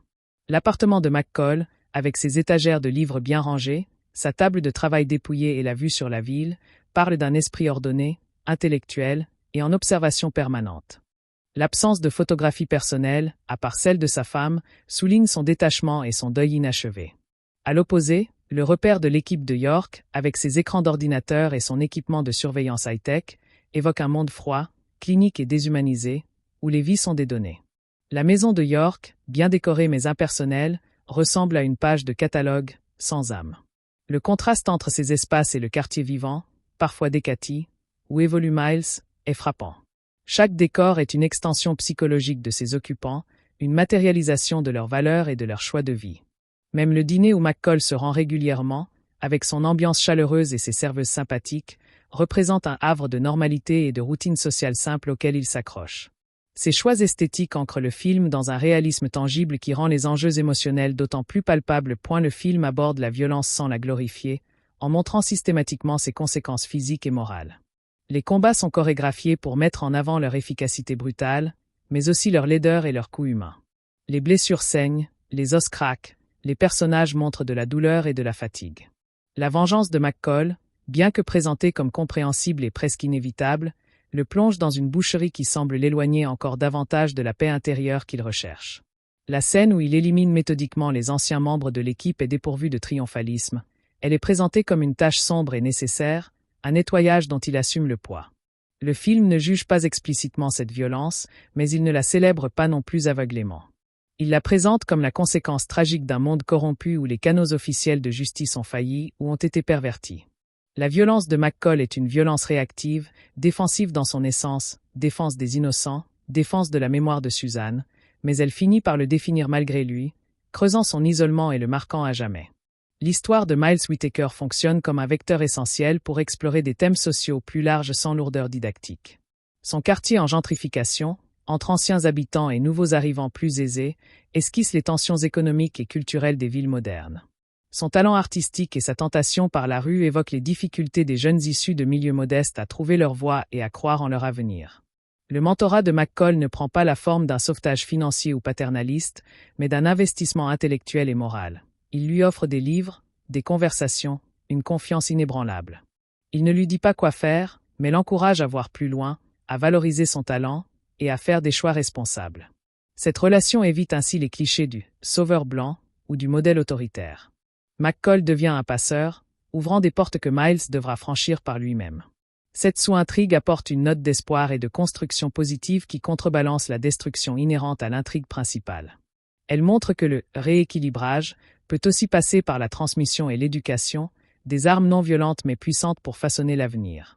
La tension entre le destin et le libre arbitre sous-tend l'ensemble du parcours de Robert McCall. Était-il condamné à cette vie de justicier solitaire à cause de son passé et de ses compétences? La trahison de Dave York était-elle une conséquence inéluctable de leur ancienne vie? Le film suggère que nos choix passés déterminent largement le champ des possibles présents, créant un chemin dont il est difficile de dévier. McCall ne peut échapper au retour du refoulé que représente York, il est obligé de l'affronter. Cependant, à l'intérieur de ce cadre contraint, il conserve une marge de manœuvre cruciale, le choix de la manière d'affronter ce destin. Il choisit d'aider les autres en chemin, il choisit de prendre Miles sous son aile, Il choisit de faire face à York dans un lieu isolé pour protéger des innocents, et il choisit de lui offrir, une dernière fois, une chance de se rendre. Ses choix, même mineurs, définissent sa moralité et son humanité. Il montre que même dans un scénario apparemment écrit d'avance, la capacité d'agir selon ses principes reste la dernière et la plus importante des libertés. McCall sculpte ainsi son destin à coups de choix éthiques, assumant pleinement la responsabilité de ses actes. Est la métaphore du rééquilibrage, au cœur du titre et de la mission du personnage, est à interpréter dans ses dimensions multiples. Il ne s'agit pas seulement de rendre la monnaie de leurs pièces à des criminels, mais de rétablir un équilibre moral, social, voire cosmique, à une échelle minuscule. Chaque intervention de McCall vise à compenser un abus de pouvoir, une asymétrie dans la balance de la justice. Le film dans son ensemble représente le rééquilibrage, le plus difficile et le plus personnel. Corriger la trahison d'un frère d'armes, restaurer l'équilibre brisé par la mort de Suzanne, et réparer symboliquement la faille créée dans son propre monde moral. Cette notion dépasse la simple vengeance, car elle implique une restauration d'un ordre juste, même si cet ordre est imposé par la violence hors la loi. C'est une conception active et interventionniste de la justice, en opposition à une vision passive qui s'en remettrait aux institutions. Le fait que McCall utilise une balance physique comme symbole dans son premier film et que son mode opératoire soit si méthodique, renforce cette idée d'une justice mesurée, proportionnée, mais implacable. Il ne tue pas par plaisir, mais pour rétablir un équilibre qui a été rompu. L'utilisation des technologies modernes dans le film est présentée de manière duale, reflétant l'ambiguïté du progrès. D'un côté, McCall les utilise avec parcimonie et une grande efficacité. Recherche en ligne, communication sécurisée, surveillance discrète. Ce sont des outils au service de sa mission, qu'il maîtrise sans en devenir dépendant. De l'autre, l'équipe de Dev York utilise ces mêmes technologies, surveillance de masse, piratage de données médicales, traçage, à une échelle industrielle pour servir des contrats assassins et manipuler la réalité. La technologie est ainsi montrée comme un outil neutre, dont la moralité dépend entièrement de l'utilisateur et de ses intentions.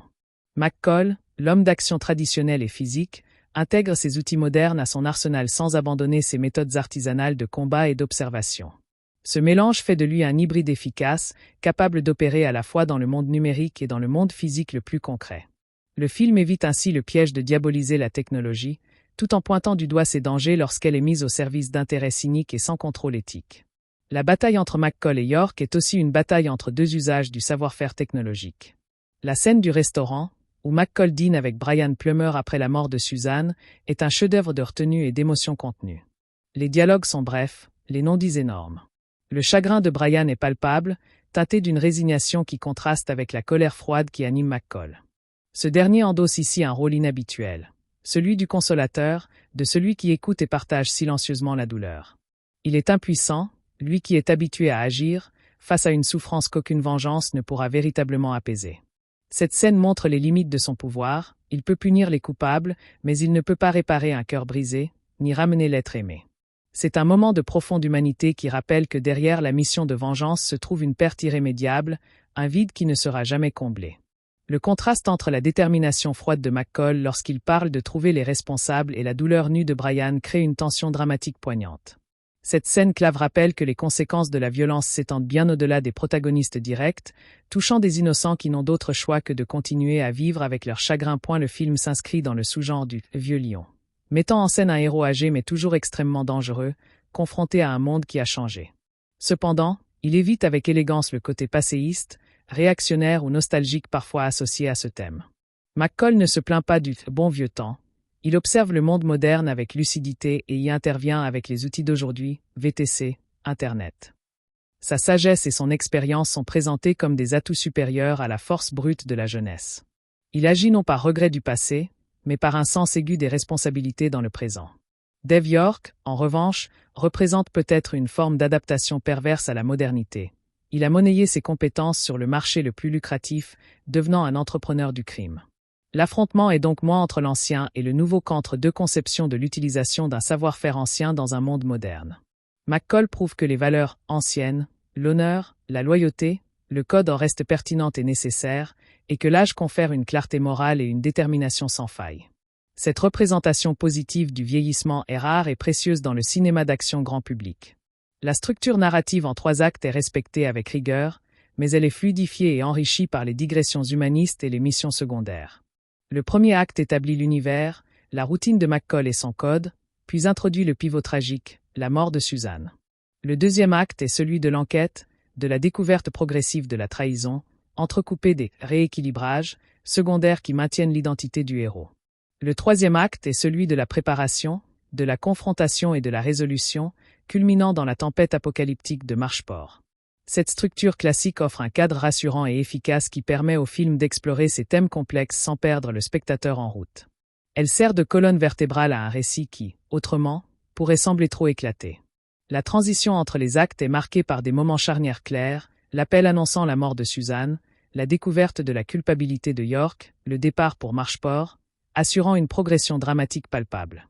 Cette maîtrise de la construction narrative traditionnelle est une force du film, prouvant qu'on peut traiter de sujets profonds dans un format populaire sans sacrifier la clarté ou le rythme.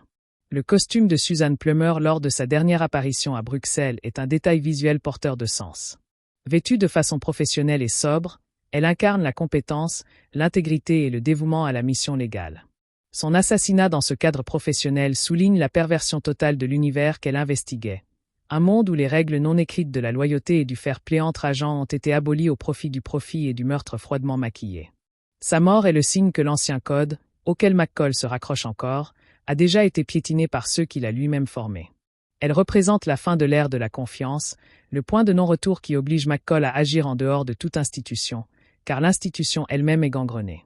Ce détail vestimentaire, anodin en apparence, renforce ainsi la symbolique de son personnage. Elle est une martyre de l'éthique professionnelle, une victime sacrifiée sur l'autel du cynisme et de la cupidité. Son ombre plane sur tout le film, rappelant constamment à McCall ce pourquoi et contre quoi il se bat. Le montage sonore, au-delà de la musique, mérite des éloges pour son réalisme et son impact narratif. Chaque effet sonore est soigneusement choisi et placé pour servir l'immersion, le réalisme et l'émotion.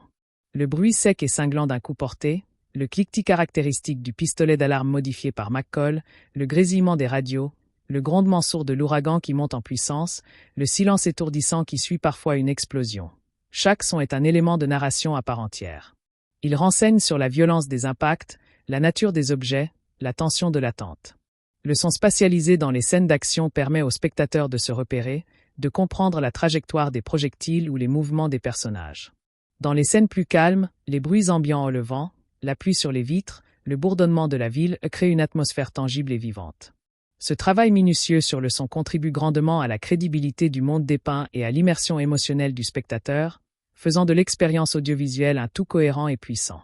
La philosophie personnelle de McCall, telle qu'elle transparaît à travers ses actes et ses rares paroles, relève d'une forme d'existentialisme appliqué. Il ne semble pas croire en une justice divine ou en un ordre cosmique préétabli. Il constate l'injustice et décide d'agir, assumant pleinement les conséquences de ses choix. Il se crée et se définit lui-même à travers ses actes répétés d'intervention.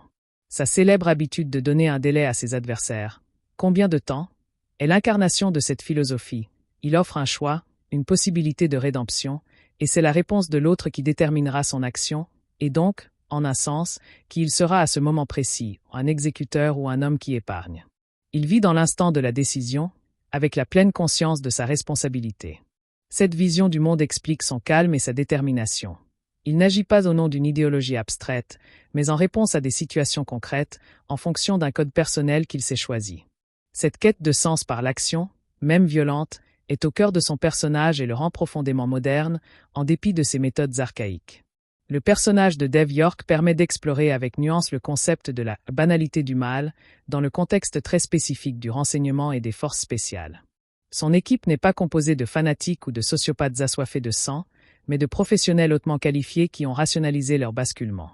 Il parle de contrat, de nettoyage, utilisant un jargon corporatif et déshumanisé pour désigner l'assassinat et la trahison. York lui-même mène une vie de famille apparemment normale en banlieue, jouant au golf et discutant avec ses voisins. Cette normalité de surface rend leur crime d'autant plus terrifiant. La trahison et le meurtre sont devenus un métier, une option de carrière pragmatique, dénuée de toute dimension idéologique ou émotionnelle. York n'est pas un monstre hystérique, c'est un homme froid, calculateur, qui a fait le choix du profit et du confort, et qui assume ce choix jusqu'au bout. Cette représentation est plus effrayante qu'un méchant caricatural, car elle est crédible et reflète une certaine réalité des dérives mercenaires. Elle montre comment le mal peut s'insinuer non pas par la folie, mais par l'érosion graduelle des principes et la rationalisation du pire point est la relation entre McCall et son ancien supérieur hiérarchique, résolue par un simple coup de fil, est riche de signification. Elle montre que même au sein du système corrompu, il reste des individus intègres, mais aussi les limites paralysantes de leur position. Ils peuvent fournir des informations, des ressources discrètes, une couverture, mais l'action directe, le rééquilibrage, final et violent, est laissée à McCall, en dehors de tout cadre légal. Cette division des tâches est pragmatique et révélatrice. Le système officiel, même quand il est sain, ne peut pas tout faire, surtout quand le mal vient de son sein. Il a besoin d'un bras armé externe, d'un justicier qui opère dans les zones grises qu'il ne peut officiellement investir. Cette dialectique entre l'action institutionnelle, limitée mais légale, et l'action individuelle, efficace mais hors la loi, est au cœur du film, sans qu'une réponse définitive ne soit donnée. Le film se contente de montrer la triste nécessité de l'action de McCall, tout en soulignant qu'elle le condamne à une existence marginale et solitaire. C'est un pacte faustien où la justice a un prix, l'exclusion de la communauté normale. Le film se conclut sur une note de continuité cyclique plutôt que sur une résolution définitive et close. McCall a vengé Suzanne, éliminé la cellule corrompue, et guidé Miles vers un avenir prometteur. Mais il ne part pas vers un coucher de soleil héroïque. Il retourne simplement à son appartement, répond à une nouvelle demande d'aide sur son téléphone dédié, et reprend son pinceau pour terminer la peinture du couloir de l'immeuble. La boucle est bouclée, mais le cycle est prêt à recommencer. Il a rétabli un équilibre, temporairement, dans son monde et en lui-même, mais il sait que de nouveaux déséquilibres ne manqueront pas de surgir. Cette fin ouverte et sobre est parfaitement fidèle à la nature du personnage et à la philosophie du film. La mission de l'équaliser n'a pas de fin, seul le champ de bataille change. Il n'y a pas de retraite possible pour un homme comme lui, seulement des pauses entre deux combats. Cette conclusion évite le sentimentalisme et le happy ending facile, renforçant la stature tragique et dédiée de McCall. Elle laisse le spectateur avec un sentiment à la fois de satisfaction, la vengeance est accomplie, et de mélancolie, le héros est condamné à continuer. C'est une fin d'une grande maturité pour un film de ce genre. L'analyse des couleurs dans la photographie révèle un code visuel sophistiqué. Les séquences de la vie quotidienne de McCall utilisent souvent des tons chauds et terreux, brun, ocre, rouge sourd, dans son appartement et le dîner, évoquant un certain réconfort et une humanité préservée.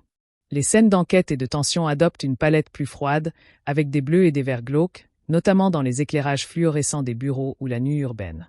L'apothéose chromatique est bien sur la séquence de l'ouragan, où une désaturation presque totale donne une image en camailleux de gris, bleu foncé et vert noir, renforçant l'impression de monde réduit à ses éléments primordiaux. Les seules touches de couleurs vives dans ce final sont les flashs des armes à feu et les flammes des explosions, éclats de violence purs dans un univers monochrome. Cette progression de la couleur vers la désaturation épouse l'arc émotionnel de McCall, depuis une vie teintée de normalité vers une confrontation pure, dépouillée de tout artifice, presque abstraite. Le retour aux couleurs normales dans la dernière scène, avec la fresque colorée de Miles et les murs repeints, marque un retour à la vie, à la couleur, après le passage par la tempête grise de la vengeance. L'importance des objets du quotidien, transformés en outils ou en armes, est un leitmotiv visuel qui souligne l'ingéniosité et la rusticité de McCall. Le livre qu'il utilise comme arme contondante, le réfrigérateur qu'il emploie comme bouclier et piège, le pistolet d'alarme modifié, le grain de sable comme preuve microscopique. Chaque élément banal est détourné de sa fonction première pour servir sa mission. Cela démontre une capacité à voir le potentiel caché des choses, une créativité pratique essentielle à sa survie. Cela le différencie des antagonistes qui utilisent du matériel high-tech sophistiqué et standardisé. McCall, lui, improvise avec ce qui l'entoure, faisant de son environnement un allié. Cette approche, système D, le rend d'autant plus imprévisible et redoutable. Elle renforce aussi l'idée qu'il est un homme de terrain, en prise directe avec la réalité matérielle, par opposition à ses ennemis qui opèrent souvent à distance, via des écrans et des données. Cette matérialité de son action l'ancre dans un réalisme tangible et le rapproche d'une forme d'artisanat de la violence, où chaque outil est choisi et adapté avec soin pour la tâche précise à accomplir. Le thème du deuil et de la mémoire est traité avec une retenue qui en renforce la puissance. McCall ne parle pas de sa douleur, elle est palpable dans ses silences, dans son regard perdu, dans la photo de sa femme qu'il garde, dans son attachement à la mémoire de Suzanne. Son deuil est actif, il honore les morts en poursuivant leur combat ou en vengeant leur perte. La mort de Suzanne ravive aussi sans doute le deuil jamais refermé de sa propre femme. Le film suggère que ces pertes successives sont le moteur secret de sa quête de justice. En protégeant les vivants, il rend hommage aux morts. La scène où il répand symboliquement les cendres de Suzanne depuis la falaise, en même temps qu'il affronte York, est lourde de sens. Il mélange le rite funéraire et l'acte de vengeance, comme si l'un devait nécessairement accompagner l'autre pour que le deuil puisse, peut-être, commencer. Le film ne promet pas la guérison, mais montre que l'action, même violente, peut être un moyen de canaliser une douleur autrement insupportable et de lui donner une direction, un sens. McCall ne surmonte pas ses deuils, il les intègre à son identité et en fait la source de sa force et de son code. La performance d'Ashton Sanders dans le rôle de Miles mérite une attention particulière pour sa justesse et son naturel. Il incarne avec nuance un adolescent à la croisée des chemins, partagé entre la fierté de son talent, la frustration face à son environnement et les tentations de la rue. Sa relation avec McCall est crédible car elle évolue progressivement de la méfiance à un respect profond, sans tomber dans la soumission ou l'adulation. Sanders communique beaucoup par son corps, une posture tantôt renfermée, tantôt ouverte lorsqu'il peint, un regard tantôt fuyant, tantôt intense. Il montre que Miles n'est pas une victime passive, mais un jeune homme actif dans la construction de son avenir, qui saisit la perche tendue par McCall et fait le travail lui-même. Sa transformation finale, lorsqu'il part étudier l'art, n'a rien de miraculeux. Elle est le fruit d'un choix mûri et d'un talent cultivé. Cette interprétation évite tous les clichés associés au rôle de jeune de quartier difficile et apporte au film une fraîcheur et une authenticité émotionnelle indispensables. Miles n'est pas un faire-valoir de McCall, il est un personnage à part entière, avec son propre arc narratif complet et satisfaisant. La mise en scène des dialogues, souvent empreints de sous-entendus et de non-dits, est caractéristique du style mature du film. Les conversations entre McCall et York, en particulier, sont des duels verbaux où chaque mot est pesé, chaque silence est chargé de menaces. Ils parlent souvent par allusion, se rappelant un passé commun qui n'a pas besoin d'être explicité. Le fameux « tu aurais dû rester mort » de York résume à lui seul tout le ressentiment, la jalousie peut-être, et la logique implacable du traître. McCall, de son côté, utilise souvent des questions courtes et directes, cherchant moins à convaincre qu'à confirmer ce qu'il sait déjà. Dans ses interactions avec les personnes qui l'aident, ses dialogues sont plus directs, pédagogiques parfois, mais toujours avec une économie de mots. Cette écriture serrée et efficace confère aux personnages une intelligence et une profondeur qui les rendent crédibles en tant qu'anciens agents de haut niveau. Elle demande aussi aux spectateurs une attention active pour saisir les nuances et les enjeux cachés derrière les phrases apparemment simples. Cette confiance dans l'intelligence du public est une des qualités qui élève le film au-dessus du thriller d'action standard. Le concept de « famille choisie » ou de « fratrie d'armes » est central à la tragédie qui se joue.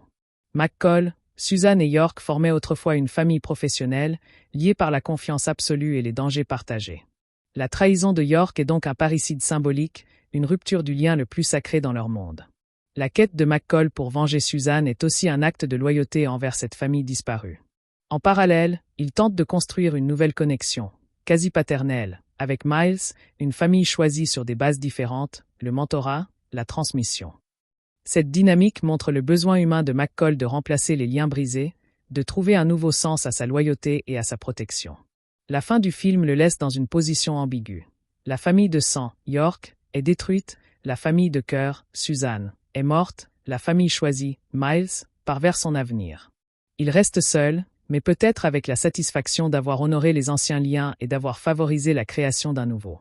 Cette réflexion sur les familles alternatives et leur fragilité ajoute une dimension profondément humaine et triste à l'intrigue policière. L'utilisation des flashbacks est parcimonieuse mais extrêmement efficace.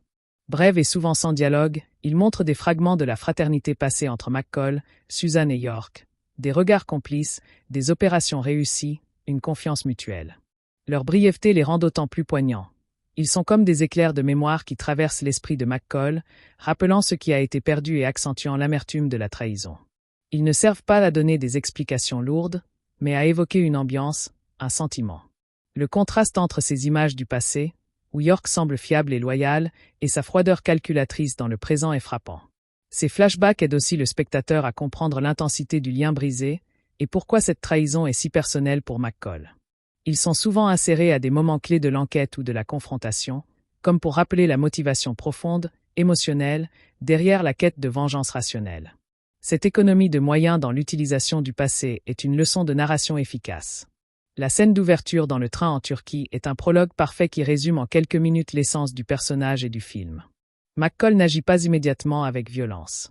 Il observe, évalue, puis engage un dialogue avec le méchant, exposant avec une calme froideur les crimes de ce dernier et lui offrant une chance de rédemption par la confession. Ce n'est qu'après le refus méprisant de l'homme qu'il passe à l'action, avec une efficacité brutale et définitive. Cette scène établit plusieurs règles fondamentales. McCall est un justicier, pas un tueur impulsif. Il croit au libre arbitre, il donne un choix. Sa violence est une conséquence, non un premier recours. Il a un sens aigu de l'observation et du détail, il a lu tout le livre falsifié. Elle fixe aussi le ton moral du film, sombre, méthodique, avec une lueur de justice poétique mais impitoyable. Ce prologue fonctionne comme une mission type de l'Équalisé, une capsule narrative qui permet au spectateur de comprendre immédiatement qui est ce homme et selon quels principes il opère, avant de le replonger dans la normalité trompeuse de sa vie à Boston. C'est une introduction économique et puissante. Le personnage de Robert McCall s'inscrit dans une longue tradition littéraire et cinématographique du justicier solitaire, du ronin, du chevalier errant. Cependant, le film prend soin de moderniser et de complexifier cet archétype. McCall n'est pas un marginal par choix romantique, mais par nécessité et par cicatrice. Son code n'est pas chevaleresque au sens médiéval, mais plutôt un hybride d'éthique militaire, de sensibilité personnelle au trauma et de pragmatisme urbain. Il ne sauve pas de princesses, mais des femmes agressées, des vieillards démunis, un adolescent en perte de repère. Sa monture est une voiture de location, son château, un appartement modeste. Cet ancrage dans la réalité contemporaine, les VTC, la gentrification, les réseaux de surveillance, empêchent le personnage de devenir une pure figure mythologique et le rend accessible, crédible. Le film joue avec cet archétype tout en le déconstruisant, montrant les côtés moins glorieux, la solitude, l'usure psychologique, l'impossibilité d'une vie normale. McCall est un mythe moderne, mais un mythe fatigué, conscient de sa propre dimension tragique, ce qui le rend infiniment plus intéressant. L'analyse de la réception du film révèle un fossé intéressant entre la critique professionnelle et le public, fossé qui en dit long sur ses qualités et ses défauts. Les critiques ont souvent souligné un scénario conventionnel, un rythme parfois inégal, et le sentiment que le film n'atteignait pas la nouveauté du premier volet. Le public, quant à lui, a largement plébiscité le film, comme en témoigne son excellente note CinemaScore, A. Cette divergence s'explique peut-être par le fait que le film mise moins sur l'innovation narrative que sur l'approfondissement charismatique d'un personnage auquel le public est déjà attaché. Les qualités pour lesquelles il a été critiqué, sa structure classique, son rythme volontaire, sont peut-être précisément ce qui a séduit le public en quête d'un thriller d'action solide, porté par une star à l'apogée de son article. Le film offre une satisfaction narrative basée sur des archétypes éprouvés, la vengeance, le mentorat, le duel fratricide, exécuté avec un grand professionnalisme et une réelle profondeur émotionnelle. Il est possible que les critiques aient jugé le film à l'aune d'une attente d'innovation, tandis que le public l'a jugé à l'aune de sa capacité à divertir et à émouvoir selon les codes qu'il affectionne. Cette réussite populaire prouve la force durable du personnage et de l'interprétation de Washington. La construction de l'antagoniste, Dave York, évite soigneusement le piège de la caricature. Il n'est pas mu par une soif de pouvoir mondial, une folie meurtrière ou une idéologie perverse. Ses motivations sont terre à terre, l'argent, le confort, et peut-être une certaine lassitude ou un ressentiment envers un système qui ne les a pas assez récompensés, lui et ses hommes. C'est un mercenaire, au sens le plus froid du terme. Cette banalité dans le mal le rend d'autant plus dangereux et crédible. Le film suggère même qu'il pourrait y avoir une part de jalousie envers McCall.